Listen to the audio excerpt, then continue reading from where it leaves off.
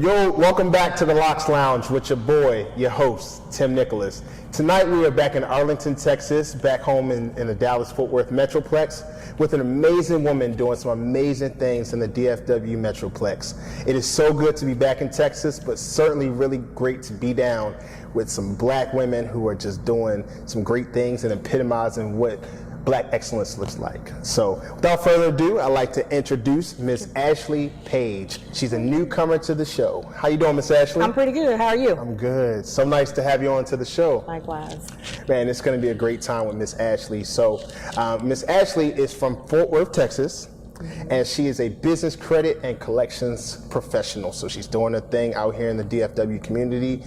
You live in this community in Arlington, right? Yes. Okay. All right. Well, you know, it's hot today. It's very hot. It's very, very hot. So it's crazy. How do you manage this heat? Born and raised in Texas, I've never got used to this heat. It's hot. No. I'm telling you, it is super hot, guys. You know, currently being in May, it is really, really hot. But it normally doesn't get hot until about like June or July, right? Mm-hmm, correct. Like triple digit hot. We're ahead of the schedule, so summer is frightening right now. Well, it definitely is hot, but you know, we got some hot topics to talk about tonight for sure. So, you know, guys, so we're gonna just go ahead and jump right in. Always we like to talk about just the feel about the L.O.C.S Lounge. The L.O.C S Lounge, it really caters to a lot of barbers, beauty stylists, estheticians, you know, those types of people in the industry, things of that nature. So my question to you is, what was your first experience like being in a beauty salon? So my first experience being in a beauty salon, I was a little girl. I probably was 11, somewhere around that age. Growing up in the hood, my mother wanted to send me to the beauty shop. I went, you know, got my hair done. I was kind of terrified because I didn't know what to expect, you know. Used to get my hair done at home. But I was kind of real timid and shy at the time, but it kind of worked out, you know. There was a lot of chatter going on, you know, just being around a lot of women. At the time, I think there may have been maybe one man there, but most of the time when a man was in the beauty salon, he was homosexual or whatever. But, you know, nonetheless, it wasn't anything major, anything like that, or off the wall. But it was just different, very different for me. Yeah. Okay. So my question to you is, did you have to, you know, get your hair straightened? Was it like a situation where you had to use the, you know, what are those things called? The ones with you know, the curling irons that they had back in the day, used to put on the stove. The straightening comb? The straightening comb, yes. Did you have to deal with that situation? No, I did not. She sent me, at the time, this when everybody was wearing like the French rolls and stuff like that and buns. So she sent me to go get a French roll that I hated, but I got it because I had no choice. So, yeah, you know. Okay. So a French roll. A French roll. That's what it was called. Are those similar to like doobie wraps? What is a doobie wrap?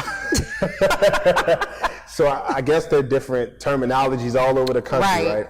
I guess it's just a wrap, I guess, where you just get a straight curl, or no, it's different. It's different? Yeah. It's like literally rolled up on the back of your head in a little roll. Really? Going alongside. Yeah. I got a question though. Now, living here in Texas for almost 10 years, I have seen a lot of women with very interesting hairstyles. Okay. Is that like a Southern thing, maybe? Depends on what kind of style you saw. I know there's been some styles I haven't been used to seeing unless I moved to the Texas. I said maybe they have their own style. Is that possible? It's highly possible. Highly possible. Yeah, highly possible. Okay. Well, you look like you have, you know, great taste in the style. So I see with the straightening. Ain't nothing wrong with that. Yeah, ain't nothing wrong with it. Hey, whatever floats your boat. Absolutely. Let me ask you this though, you know, just still staying on the topics of like barbershops, beauty salons, and things like that. Do you believe that these types of institutions like barbershops, beauty salons, do you think that they have the same impact on our young people and our younger generation as they did from back in the day? I don't think so. I don't, because we don't have as many youth being in those environments. You know, they're pretty much influenced by TV and music and games and stuff like that because they're inside. They're not out much. They're doing their own thing, you know. Right. So they're not in these environments as much as we were back in the day. Okay. Yeah. You know, I think that it definitely depends. You know, you'll see in some of the urban communities where barbershops, beauty salons, they're still a staple of the community, but now you'll see a lot of salon suites coming out. Yeah. And now people are investing into those to where it's more private services that they provide for their clients. So I think both of them are impactful, but in different ways. Yeah. But I agree with you. I can see that. Yeah. It's not, there's not a lot of impact just because of the human interaction even nowadays. Right. Pandemic and those types of things. So now you have barbers coming into homes and being mobile barbers and hairstylists as well. Yeah. So I agree with you. Yeah. Sure. So. Well, we're going to dive right in, Miss Ashley. You know, you hail from Fort Worth. You live here in Arlington in the community. Tell us a little bit about yourself. All right. So I grew up in the east side of Fort Worth. My parents, you know, kind of didn't have it all. It was kind of rough coming up, but we managed. We eventually moved over to the southwest side of Fort Worth, where I graduated from. I graduated from Southwest High School. I currently have 4 children. Okay. You know, 3 boys and a girl. Definitely busy. Very busy. Very busy. I work in business and credit collections. Been doing that 10.5 years, you know. Nice. Yeah. So just living the life here in Texas. To the best of my abilities. Shout out to the 4-kid crew. Yes, I have 4 kids myself. Okay. I'm on the other side though. I have 3 girls and a boy. So gotcha. Yeah. So I understand the whole process. I mean, you've been in the game a little bit longer than me. So shout out to you for holding it down. Yeah. So as far as with your career, how did you decide on choosing into your career, and what's the benefit of being into that? So actually, I kind of stumbled across my career. Okay. I worked in transportation for a long, long time, and I used to work for a company called L.O.C.S Logistics, and I just happened to have a supervisor there who, he just really, really liked, working with me. And so he left the company, and he told me, he was like, Ashley, I really want you to come with me. If I ever have an opportunity, I'll reach out. And he reached out to me, and at the time, I believe in stability, so I had been there 5 years, and I was like, I don't know. And he was like, well, just hear him out. Okay, cool. Went to talk to him, had my interview, and I got in. It was beneficial for me at the time, and so that's how I ended up getting into that role, which it served its purpose. It was really good for me to get into that at the time. That's what's up. Yeah. And you said you've been doing this for over 10 years now, 10.5 years. And I really love that. One of the things that I've been recognizing even in this day and age is that people don't stay on jobs no more than 3 years now. Right. High turnover in different companies, wanting to grow, wanting to get into entrepreneurship and things like that, and you continue to stay the course. Yeah. I think that's really dope. Thank you, but I totally understand why they chose the decisions that they made as well. For sure. Everything has its, perks to it, so. Sure does. Yep. Yeah. I've been on both sides of the coin. Yeah. Working for somebody. Whatever works, exactly. You got to do what you got to do, right? Yep, that's right. Yeah. So we got a true longevity lady. She about to retire. She got a pension probably. You know what I'm saying? Yeah. So. Gotta love it. So we're gonna dive right in. All right. All right. So May is Mental Health Awareness Month, as you know, and as you're probably aware, suicide is just one of the leading causes of death in the United States. Unfortunately, according to the National Institute of Mental Health, suicide was the second leading cause of death among individuals ages 10 through 34, and there were nearly 2.5 times of the suicide rate, which was about 47,000 people, as there were homicides, and this was as of 2020. 19,000 people, so that means that over 2.5 times people committed suicide over the homicides in the United States. About 40% of those deaths were men, and nearly 15% of those men were Black. Discussing men's mental health has always been a challenge. Yep. It's been a challenge into the Black community. However, we are starting to gain more traction with having more of those in-depth conversations, right? Why do you think it's very difficult for us Black men to acknowledge mental health struggles? Well, there's like a stigma around black men, like, oh, they should be like this per se.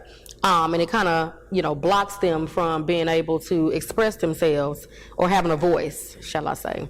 And I think it's just a cycle of that that's just been passed down. Yeah. And a lot of men have been taught that, even as boys, that, oh, men shouldn't cry, or don't do this, don't do that. And it's just something that's kind of like ingrained in them, and they kind of roll with it. Like everything, most times whatever happens as a child kind of rolls into adults. So you have grown men who, as boys, were always told to hush or don't do that or be quiet. So it's always suppressed. Right. And like anything, if it's suppressed, it's going to eventually come out in other manners. Yes. Like they're not taught how to express themselves or how to manage emotions properly and stuff like that. And this is something that's needed. Like this is a basic skill that is necessary. Yes, I agree. I agree with you. And we as men, and I can speak from my own experience, being a young boy coming from a home, a loving home, but still a somewhat dysfunctional home. And right. I do speak on this place from a place of strength. Of course. Right.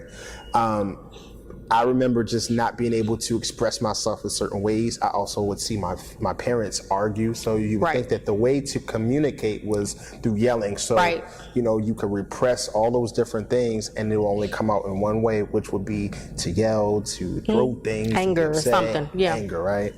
And so I've learned even in my adult life that even when I went through struggles, outside of the home or outside of, being a child, I had to recognize that I still had so many childhood wounds. So I had to go back and identify with those wounds as a man in order to learn self-awareness, in order to learn, that I can't be this particular way, because if I am, those thoughts of suicide ideation could come up. Yeah. Because I could feel as though, I'm such a failure in life. I'm not being able to express myself. I'm no good. I've done too much. And we have those thoughts as men, and I think that we need to discuss them more. Yeah, I agree. And even with those thoughts, I think it's not just your experience. I think that's the majority of the experience, because you have to understand, as a black man, once you go out into the world, that's a whole nother ball game. Very much so. You have to deal with the world, and then you have to come back home and be what you need to be for your home. It's like a double whammy. I mean, that's a lot to bear. You know what I'm saying? It's overwhelming.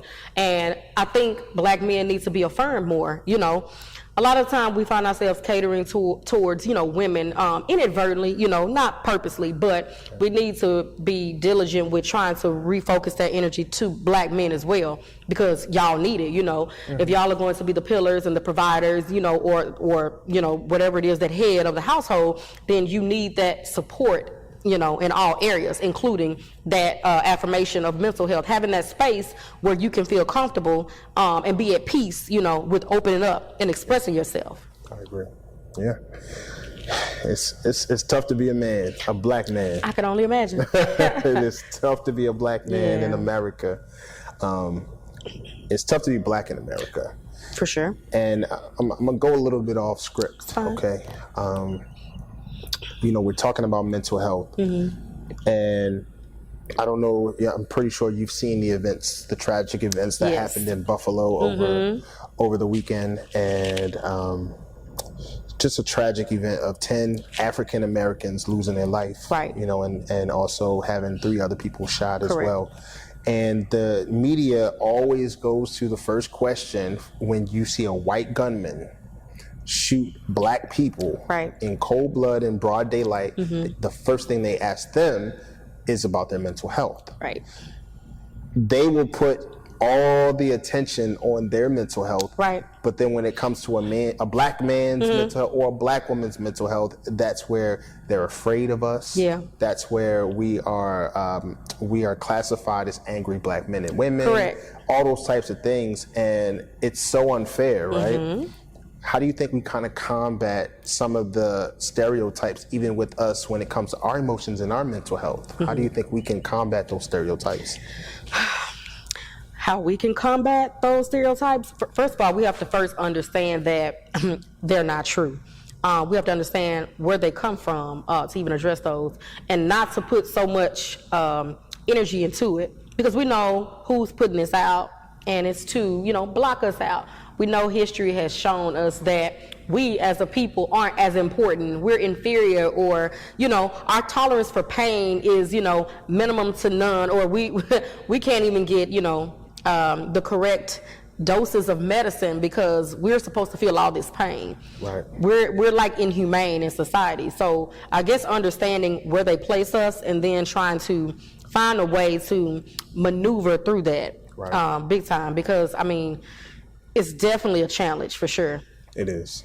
Yeah, I agree. It's unfortunate too. Yeah, it's very unfortunate. We are definitely living in a time where we cannot even be safe to go to the grocery store. Nowhere. Mm-hmm. We could just out in broad daylight, and now broad daylight shootings are just becoming more and more prevalent. Right. Nowadays, they're increasing and all over the country. Being a native of Philadelphia, I've been reading so many different things online about all of the different daylight shootings that are happening. A man got gunned down at a gas station last week. Yeah. I've lost my cousin in the city of Philadelphia to gun violence 7 years ago, and who actually was a barber. Wow. So, it's just so unfortunate that gun violence is so prevalent in our community. Yeah. It's killing our communities in so many different ways. But the reason why it's not being addressed in the ways that it needs to be is because it's a moneymaker still. Of course. And anything that's tied to money. Yep. They say that they're fighting gun control laws and things like that. If it can still deal with killing people, if it still puts money in the government's pockets, if it still fuels funeral home costs and things like that towards the funeral homes, that's money too. You can't bury anybody unless you got somebody to kill. Exactly. You know what I mean? Yeah. So it all is connected together. Oh, most definitely. But I would say, we can't prevent accidents from happening, but I would say we definitely should be a little bit more, not a little bit more, we should definitely just make it a priority to just be a little bit more, oh my God, my brain just went blank. It's okay. But to be vigilant while we're out, watch our surroundings, just check everything out, not to be distracted. A lot of people are on their phones, doing other stuff. Not saying that that's what happens to the people that were, victims of gun violence, but just to be proactive with, our surroundings, because we just never know. We never know. But just take that few seconds or even a minute or two just to assess, things before you get out, and you just never know. You might save your life, others' lives, just prevent it in its entirety. But gun control, we need it. We need it in our communities, but stop picking up a gun every time, man, something happens. Like, we got to be able to talk these things through. Yeah. We can't combat everybody that hates us. Yeah. But at the same time, we can try to prevent it as much as we can by having these conversations. We got to fix our hearts. And in order to do that, we got to be able to have these talks about mental health. Yeah. I think it starts there too. Yeah. So. Most definitely. There seems to be a lot of talk within the community about alpha men and women versus beta men and women, right? And the roles that each play in the relationship. Where do you think that this inferiority complex comes from? This complex, I think it comes from something way back when, let me reverse that. This came from this society that we live in. We live in a patriarchal society where it's been known that, men were, superior to women and women were inferior. We all know nowadays that's not necessarily the case. However, some people still carry this mindset.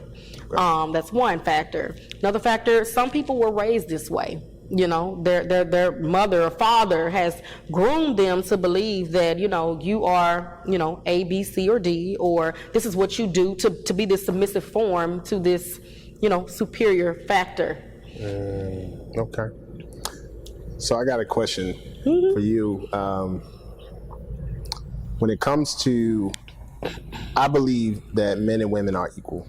Okay. So I don't think that a superiority or inferiority complex should be in place when you're in a relationship. I do believe that it's partnership over ownership. And a lot of times when we get in relationships, the second we start to think that we own that person, we own ourselves. Correct. We are owner of our thoughts, our minds, our actions, and that other person is responsible for themselves. Yep. When we get into a relationship, it's partnership. So, but I wanted to know, do you think that submission should be earned or just given because of the role that you... So, I'll say this. I agree with you that all the alpha, betas, I dispel all that. That shit does not play a role in my book because, again, men and women, we're equal. But, you know, if we're going to be together, the partnership, that means that we've discussed what we're going to do and then we work, you know, together to make this happen. I believe in balance. So, fuck, what you asked me again? She forgot the question. So, do you believe submission should be earned but not given? Okay, that was it. Okay. Submission is not an entitlement. It is not an obligation. It is something that's going to come natural if the order of things are going as they should be going. That makes sense? It makes sense, but who is to determine what goes in a particular way? I don't think anybody's determining that. It's like, okay, I believe in order. I believe in the natural flow of things. If you get a man and a woman together and they say, hey, this is what we're going to do, a woman is naturally, by design, she's going to naturally be submissive to a man who's she feels leading her, being respectable and doing it. She's naturally going to do that. So it's not anything she has to try to do or, you know, she's been forced to do or anything like that, if that makes any sense. Yeah. So she's naturally going to do that. So is every woman going to do it? No, because every woman doesn't have the same mindset. That part. Some women are just straight out combative. You have some women who are, I don't need a man. And they have been taught a certain thing about men, so they don't even respect men. So if she don't respect him, she's definitely not going to be submissive to him. She wants to be his role, or she's in his role. So she doesn't know, she doesn't even know how. Let me throw a scenario out there for you. You and I, we're together, right? And let's just say hypothetically, you make a lot more money than I make. Not because I'm at home lazy or anything, but my profession. What if I'm a teacher? We already know teachers they're not setting the world on fire with money, right? Yeah. Let's just say you're a high-powered attorney, this, that, and the third, and you're making all this money. Do you feel as though because of the money that you're making that you shouldn't be submissive with me? I don't. I don't see it like that. I don't have a traditional mindset when it comes to stuff like that. A man is going to be the man. He's going to be the head, you know. So if I'm the breadwinner, then nobody's going to know that but he and I. You know what I'm saying? So it's not going to be hung over his head. I'm not going to boss him around like I'm his mother or anything like that. So no, absolutely not. Okay. Yeah. Because you have some women who believe that they will put their trust in men if they make a certain amount of money. They put different parameters on, okay, I'll be submissive if. And to me, I feel as though that's unfair. It is. I believe that regardless of men, when it comes to money, I think, of course, you got to do what you got to do. Like, without question, fellas, we got to do what we got to do. Take care of our homes best way we know how. Yep. So I say that, but I also think that it's all about how he leads. Now, you can teach a beta man how to have alpha qualities and things like that. You can teach him that. You could try. You could try. Yeah. But he has to be receptive to that. A lot of beta men that I see your face, so I understand what you're feeling. Well, let me ask you this, Miss. So just for the viewers to know, I'm sitting next to a Leo. She's a fire sign, which means she's a firecracker. So, Miss Ashley. Yep. Are you an alpha woman or a beta woman? If I had to choose one, I would be an alpha. I would be. I can see that. No shade. No shade. But I know a little bit about your story. You know, you've said you have 4 children, single parent. So you've had to take this role. So in those situations, you got to be alpha. Got to. Yeah. And you know, Leos are alphas anyway. I mean, let's just call a spade a spade. y'all, I'm just messing with her when it comes to that. But for sure, you've definitely had to wear multiple hats. For sure. And for you, does it get tiring to wear that hat? Absolutely. Yeah. Okay. You're human, and a person can only do so much. Like, you're stretched thin. You know, for one, you know, this is a little off topic. Raising children, it's supposed to be. What in the? No, we Yeah. Okay. Sorry, y'all. We got a fly in here that just keep bothering us. But no, raising children, it was meant to be a two-parent thing. But when you have single parents raising children, then you are, you know, you're mom and dad at some points, you know, and all those other hats that you have to wear. So you're naturally going to be stretched thin. You don't always have the energy or the mental capacity to fill all those hats, but you have to do it the best way you know how. So how can you adjust? Let's say you do find an alpha man, or a man, I take that back. What if an alpha man finds you and you happen to get in a relationship with him?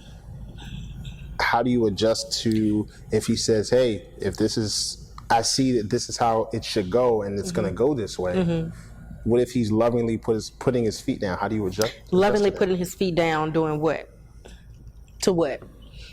He's being the leader by guiding into decisions. Now, when I say that, it doesn't mean that your input is not valuable. Right. Of course. It doesn't mean that. It's just saying that, listen, this is I believe it should go this way, because he can hear what you say, but what if he still makes the opposite decision? How do you deal with Meaning he's going to be the lead.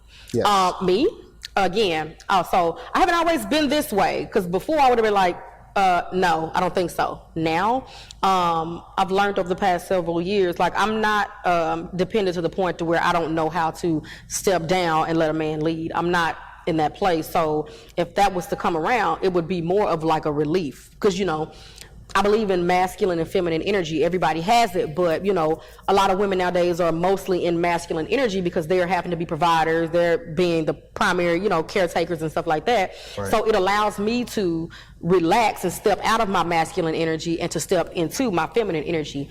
Almost like, you know, let your hair down, relax, and just be a woman. Right. It allows me to be that, and I'm open to that. You're open to that? I'm open to that, yeah. Okay. Most definitely. Like, okay. Okay. Okay. Y'all hear that? So it's you're right. Masculine energy versus feminine energy is a very hot topic right now. You have men who are just tired of women who have feminine energy, but then on the other side, you have women who are carrying masculine energy who are tired of carrying masculine energy. They want to live in their femininity. Right. I think that we need to start having more conversations about what roles look like. Right. So that there aren't any confusion, that we're not having blurred lines in relationships. I think we as men, we have to learn to be servant leaders as instead of being dominant leaders. Yeah. We dominate our homes, but at the same time, we already know this when it comes to a man and a woman. Right. When you are in a relationship with a woman, as a man, for me, it's like I provide and you multiply. Right. So if we got a house, you make it a home. Right. If it's, you know, making decisions, we do it together. Right. You know, and most guys that servant lead, they don't really want to be in control of everything. Right. They want to be able to trust someone that to give like that To kind support. of input. Exactly. Like I said, the head and the neck, you know, can't have one without the other. That's how I go. Yeah. She got it. The head and neck. I get it. Trust Me. I get it. I do. Yeah. So, yeah. I like it. I like it. Yeah. Y'all hear this, right? We got an alpha woman who is dying to be more feminine around. Yeah. Like, and honestly, like, seriously, like, not too long ago, there was a gentleman I had met, and he was that, like, masculine energy, and it was always like, you know, just sit down, do this. Are you okay? He catered to me, and I had a hard time, like, I didn't know what to do. Like, I felt like I needed to do something, and he didn't want me to do anything but just to sit. Yeah. And I felt like I needed to do something, and I had to. Had to learn. Yeah, just be, girl, just be. That's real. Yeah, just be. So how do you think we could start having some of these more genuine conversations amongst men and women And partners too. We not partial to the, to the LGBTQ community. Right. So also partnerships as well. So domestic partnerships. How can we start having these conversations? Well, you just have to first address it. Like you just have to present it, and the person has to be receptive to even listening, because we can all talk. Like I can talk at you, but can we communicate? Like, are you going to listen to me when I talk? And vice versa, and stuff like that. Are you going to be in defense? You know who you're talking to. We just have to do it. Like at the end of the day, we just have to talk. Okay. Just got to talk. Got to learn to have conversations. I would just recommend to the men that a couple of things, and you can, if agree, disagree. I think that we as men can learn a thing or two from women on how we can connect with them. So when they tell us something, we should not automatically get offended by what you're saying to us. I think sometimes with strong black women, there needs to be sometimes a better delivery at times. So I think that if we could learn to connect with each other, then the comprehension comes in. I agree. So I think that's another way to bridge the gap, because so many times you hear men complain about how she says things to him, makes him feel disrespected, and above all, that's how we get love, is respect. Right. That's how we understand love. Right. And so if it's said differently, but if we can understand it and hear and understand you ladies, I think we can start to communicate better. I agree with you 200%. Again, delivery is everything. It's everything. Especially if you're talking about a mate or a person of interest. You don't want to be on, on edges. You want them to receive you in the best way possible, and be open to listening to you. Because I know a lot of men, once you're talking to them a certain kind of way, they automatically shut down. And I understand, because I do the same thing. Like, there's a way you can handle me, to where I'm receptive to you. Otherwise, I'm gonna shut out. Yeah. That's good. So talk soft to you. Talk soft to me. I'm not a child. Don't yell at me. Do not yell at me. Talk gently. Talk gently. Yeah, I hear you, and I will listen. I will respond. Promise you. Okay. So, but above all of that, like most times people want to be understood, and so if you sit and approach somebody and say, "Hey, I want to talk to you," like that, versus, "Hey, what?" You automatically go into defense. Right. And so you just have to be careful, be mindful of how you're presenting stuff to people. Like it. That's real. So, yeah. Presentation, wrap it up with a bow. Wrap it up with a bow. That's what you got to do. Do it nicely, right? Talk to me nicely. That's right. All right, guys, so we are going to get into one of the best topics that I'm pretty sure all of us love talking about. Let's talk about sex, baby. All right, so we know sex is a huge topic in relationships, as it should be. Far too many times, though, we tend to seek physical connection without being interested in the intangibles. When you go onto let me start that over. So when you go onto a dating app, for example, such as Facebook dating, there's a radio button that you can select. It shows you exactly what you're looking for. So you could actually looking for friendship, something casual, long-term relationships. You could actually put in those different radio buttons, and the next thing you know, those people can pop up. There you go. Now, I admit, I tested it. I did go on Facebook dating only to test it, because there's some crazy people on there, but I had to do a little bit of research on this. And needless to say, it's an interesting site. And I've heard different types of stories on it and things like that. So, but it's really interesting about that. Yeah. So, my question to you is, why do you think people don't look at courting nowadays? They just look at just the sexual part, because our parents used to court, our grandparents used to do that. Well, you have to understand, the society we live in plays a big part in this. We live in a hypersexualized society, and everything is sex this, sex that. Sex sells. Sex is in music. Sex is on TV. Right. They're introducing sex to kids now. Sex is everywhere. So that's why it's like we want sex. We want sex. Sex is instant gratification. And if you want instant gratification, then you're not trying to court anything. You're not. So it eliminates that. Right. I agree. But what if you have a situation where I'm a scenario person. I like to throw stories and different things out there, right? Okay. Well, let's just say you are interested in a guy, right? Okay. And we all know that the first way of being attracted is you got to see him, right? Right. What if you guys went on a first date and you guys hit it off, the vibe was amazing, and you hit it off, and boom, that happens, right? Yeah. Is that a bad thing that happened, even though it was the sex part? But what if it is still tied into building something together, and that just so happened because of the vibe is good? I'm gonna say this. That completely depends on the person and what it is that they're looking for at that point in their life. I'm open-minded, so I can see the benefit of both. If you're not really looking for anything, you're looking to just have fun, you feel like you click with this person on your first date, maybe y'all had an amazing conversation, whatever the case may be, two mutually consenting adults decide that that's what they want to do, have at it, whatever floats your boat. However, for people, who are looking for a little bit more substance, and wanting people to see, more about them than what the eye meets, they're probably not going to be so easy to do something like that because they don't want to jeopardize, any long-term connection per se. Right. So it would totally depend on that person and what they're looking for. I agree. I think it also is about, like you say, what you're looking for. Yep. If a person is looking for companionship, say that. Mm-hmm. What type of companionship are you looking for? Are you looking for physical companionship? Right. Emotional? What exactly are you looking for? Tell people up front and give them that option to choose if that's what they want to be a part of or not. And too many times, as I can only speak for us men, especially us men, we need to make sure that we put our intentions out there. Yeah. And let that person decide. If it's a yes, cool. If it's a no, it's not the end of the world. Move on to the next. Move on to the next. I agree, 200%.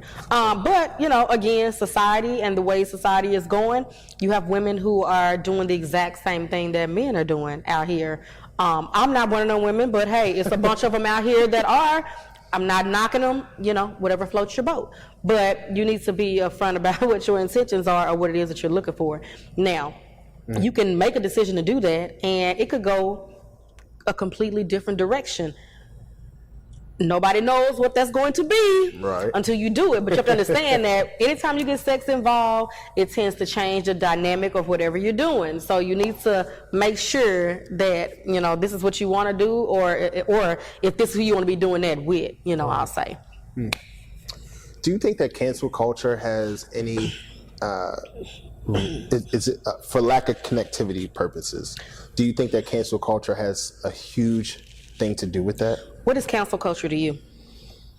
Well, cancel culture to me is it can be something as far as going against the grain and not being accepted for it or being shunned from it. In this particular case, I believe when we're talking about sex and relationships, it could just mean something as simple as not being compatible with that person or not giving them the opportunity to fully learn them. Or it could be one thing that person doesn't like and you cancel them off the bat, right? Yeah. So that's what I feel like to me. Okay, a lot of times people just are like, listen, I just want to have the physical companionship because I don't even want to deal with the rest of the stuff because what's the point? Yeah. So, I mean, what do you think? I wouldn't say cancel culture has anything to do with it because, everything is pretty much out in the open out here nowadays. Everything is out in the open. Everything goes. There's not really anything that's unacceptable. Everything is happening. So I wouldn't say that is the lack of connectivity. I would simply say it's just people wanting to, fill a void. That's what I'm going to say. Okay. People want to fill a void because what is the purpose of having sex anyway? Is it just for pleasure or is it for bonding? What is it? What is the purpose? It feels good, don't it? It feels good. but the original purpose of sex is for reproduction and bonding purposes, but we've casualized sex so much that it's taken away from that, and it's mostly pleasure. And so when you get into that area, that's when you get all these other different scenarios that come along with having sex just for fun. But Sex, you said what is sex for, right? It is for reproduction. Reproduction. But what if I'm done with reproducing? And what if now I'm playing devil's advocate here. I just want to know, what if I'm done having these kids, I'm trying to have a good time now. So, and again, are you out here just casually having a good time with random pop-ups here and there, or you got a partner and y'all are both done and this is what y'all want to do? No, what if I had a partner? If I got a partner and you got a partner, then have sex all you want. You know, it's pleasure, right? It's pleasure, but it's a bonding thing because you have a partner. And so from that way, you're reproducing more feelings. Right, because if you got a random person, you're not bonding. You just want to get your rocks off. You're not bonding at all. That's true. It depends on what you're trying to do. Yeah, which goes back to the original point of just being upfront about what you want. Mm-hmm. And I think a lot of people, I'm gonna say a lot of people, it's mostly been men, but women do the same thing sometimes, where they'll, fabricate something or pretend that, they want something so that they can get this physical gratification from a person, and it's just not fair. This is how you end up in these situationships. Mm-hmm. Don't nobody want to deal with situationships. I don't know about you, I'm all about monogamy. Yeah. I would prefer that. Right. But I will say this, having, failed relationships in the past, it makes me honestly sometimes say, listen, the companionship route, depending on like that person, I'm okay with, because I'm not saying I'm okay with it, but it's like I value marriage above all. Like I want to be remarried and everything. Right. But I also know that being burned, sometimes it discourages you from putting yourself back out there. Yep. And so it's like I don't want to even put myself out there at all. Mm-hmm. Not even on a companionship physical level, because it's like now I gotta put myself spiritually. Mm-hmm. There's still that soul tie that's tied to it. Yep. And then there's the element of, then in my particular case, and fellas, I know y'all probably done been through this, but I'm gonna throw a scenario out here for you, and I'm gonna tell you how it goes, unfortunately, with you ladies. Go ahead. And I know, and you can tell us. I know you ready, right? Mm-hmm. Yeah. There are some women, not all women. There are some women that, let's just say, you become physical with them without the establishment of an exclusive relationship. Mm-hmm. That woman can manipulate the situation at times, believing that if she provides this gratification to a man, he automatically needs to choose her because she's already given up her body to him. Yep. And then he not communicating what he's supposed to communicate, he goes along with it. Yep. It's not really what he truly wanted deep down. What does he end up doing in most cases when things start hitting the fan? Yep. He starts to step out. Yep. He starts to put his energy into other things. He's really not engaging with her. Yep. So it goes both ways, but you gotta admit, sometimes a woman can use that for manipulation. Yeah. And I think that's been my case in certain situations. I'm gonna say this. I don't think she necessarily uses it as manipulation. Again, this goes back to the natural form of things. Women are inward beings and men are outward.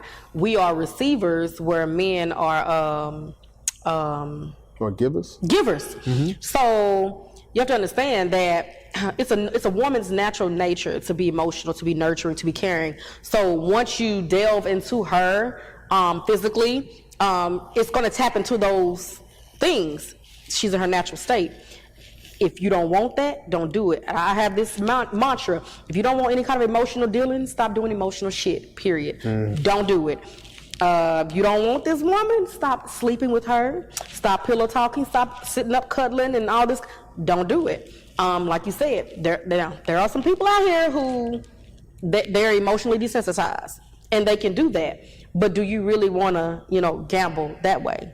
That's right. Because the moment you lay down with somebody, you don't know what kind of energy these people got on them. I'm a firm believer. I believe in what they call it, sexually transmitted demons. I believe in it 200%. Sexually transmitted demons. So you don't know the energy that's on this person. You don't know what they're carrying, and you get fragments of a person once you lay down and have sex with them. You don't get to choose what parts that you take up. So when you're just out here doing this all random thing with these random people, then you have to be willing to deal with the consequences. That's real. And if you don't want that, do not do it. And that comes along with being able to control yourself and having a little discipline. And if you haven't learned that lesson yet, then, hey, so be it. Woe is you, because you're going to learn the hard way. Wow. She preaching to us, y'all. Yeah. She preaching to us. That's real. Yeah. Man, I felt that in my spirit. I really felt that. Thank you. You're welcome. We got to be able to, number one, exhibit self-control. And that can be a difficult thing, but it's necessary too. Yeah. And just like, we as men struggle with it, self-control, women do too. Right. It's no different. So we all have some of the same struggles. So we shouldn't use that as an excuse, right? Yeah. I also like the fact that you talked about sexually transmitted demons. Never heard that before, so write that down. She probably she got that one down locked. So, and that's true, because we don't get to choose what kind of soul ties we take on with that person. Correct. So if you do that with multiple people over and over again, man, you don't know which way you're going, from left to right, east to west, and you could be confused, even though you might have a great life. Yep. You might have a really good life, but you feel crappy and shitty on it on the inside, because you've let so many people into that space of you. That's right. That's real. And I'll say this, I'm not saying that to men. Like, I'm not going to put that ball in a man's lap and say, hey, men, y'all need to not do this, because women need to be accountable. Women know how to say no too. She needs to have some control. She can not do it. She can, not try to use sex as a bargaining tool to get, somebody to like her. This is your body. Your body is a temple. You should be a little bit more considerate about who you choose to have in it. Right. So you can't make this decision, let him in, and then expect him to fulfill a void that you have, and then, put that on him, because he's not going to understand it, and you're going to run him off anyway, because he was never supposed to be there. That's you're putting a Band-Aid on something that's bleeding, and you need to fix that. That's real. So. Man, that's good. That's good. Definitely some good thinking tonight.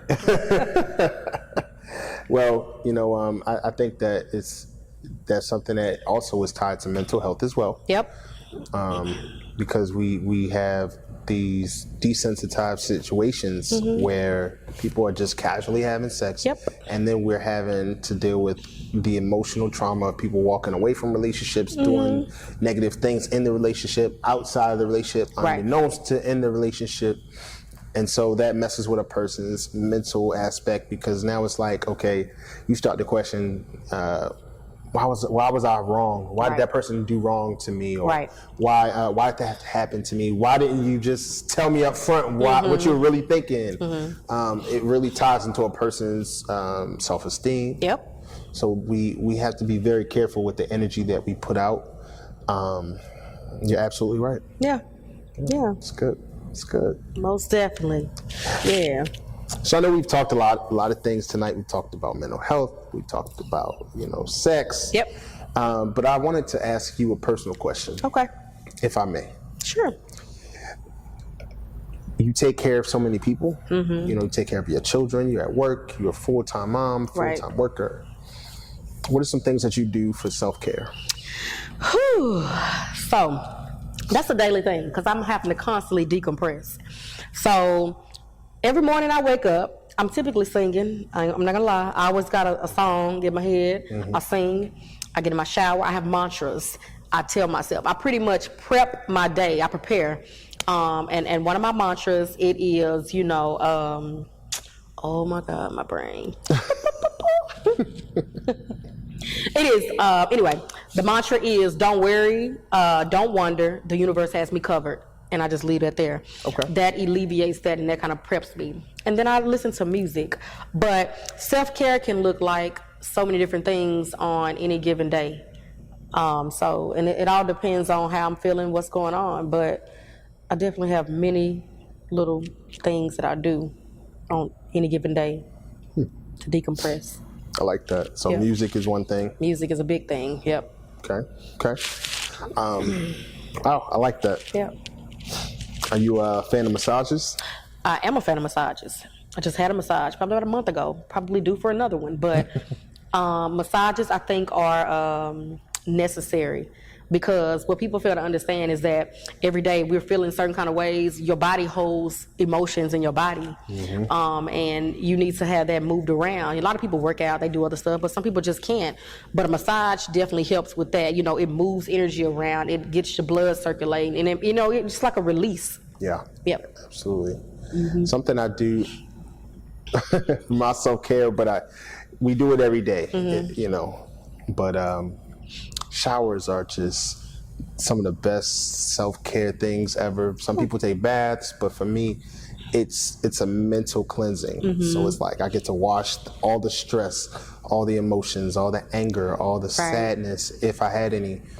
I get to wash that off from the day, and I could just go to sleep with a clean slate, pray, and just go to sleep with a clean slate. So something that we should do every day, shower, but it's also the mental aspect that's tied to it, where it's like, I could be in the shower listening to music, I could be, those types of things. But it just I'm able to decompress from it. Water is definitely a healing mechanism too. Anyway, automatically, we grew in water.